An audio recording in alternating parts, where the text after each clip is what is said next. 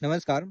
कई लोगों ने मुझसे कई बार एक क्वेश्चन पूछा है कि मैं आचार्य प्रशांत जी को ही इतना क्यों सुनता हूँ और बाबा जी और पंडित जी और गुरु जी और टीचर्स और भी जो विद्वान हैं उनको क्यों नहीं सुनता।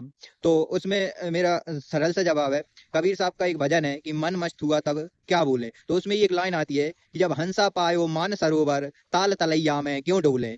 जब आचार्य प्रशांत जी के द्वारा गीता जैसा मान सरोवर मिलता है, वेदांत जैसा मान सरोवर मिलता है, अवधूत गीता जैसा मान सरोवर मिलता है, अष्टावक्र गीता जैसा मान सरोवर मिलता है, रिभु गीता जैसा मानसरोवर मिलता है, सुनता सप्तति जैसा मानसरोवर मिलता है, लाउजू मिलते हैं और भी विश्व का जितना ऊंचे से ऊंचा साहित्य है वो मिलता है। तो इस मानसरोवर को छोड़कर ताल तलैया में क्यों डोलूं। और उससे भी कुछ लोग तो जो कुछ पंडित पुरोहित हैं वो तो इतनी गिरी हुई बात करते हैं कि वो उन्हें ताल तलैया भी नहीं कहना चाहिए, कीचड़ कहना चाहिए। तो मैं कीचड़ में लौटने क्यों जाऊं जब मुझे मानसरोवर मिला हुआ है। और दूसरी बात ये है कि दूसरा भजन सूरदास जी का है, तो उसमें भी कुछ ऐसी उपमा दी गई हैं, तो उसको भी मैं साझा करना चाहूंगा, उससे भी मेरी बात शायद समझने में आसानी होगी। तो सूरदास जी का भजन है कि मेरो मन अनंत कहाँ सुख पावे, यही उड़ जहाज का पंछी फिर जहाज में आवे। फिर वो आगे बोलते हैं कि कमल नैन को छाड़ महत्तम को और देव को धावे। मतलब कमल नयन से मतलब है कृष्ण को। जब गीता के कृष्ण मिले हुए हैं तो और जो कामनाओं की पूर्ति वाले देवता है जिनसे मनोकामना के लिए जिन्हें पूजा जाता है उन्हें मैं क्यों पढ़ूं, उन्हें क्यों सुनूं जब मुझे गीता के कृष्ण मिले हुए हैं आचार्य जी के द्वारा।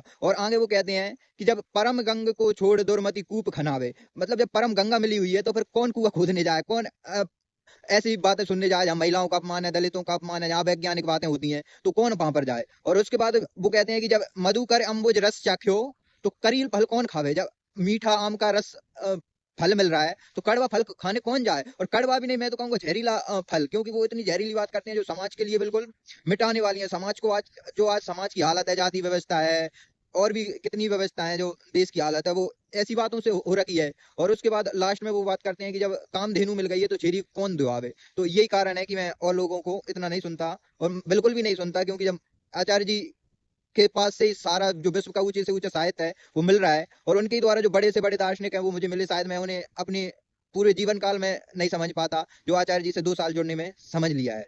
ये यही कारण है कि मैं इतना आचार्य जी को सुनता हूँ। धन्यवाद।